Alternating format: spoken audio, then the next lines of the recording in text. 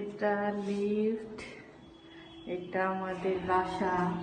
এখানে আমরা আছি কলকাতা হাজরা রোড। এখানে আমাদের হসপিটাল।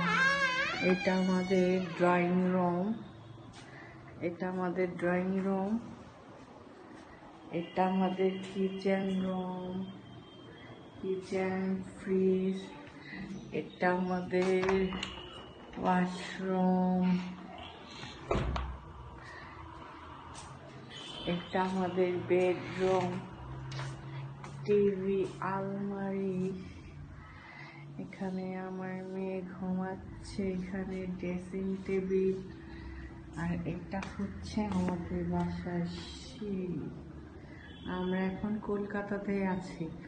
জানুয়ারি 2024, 1 মান্থ।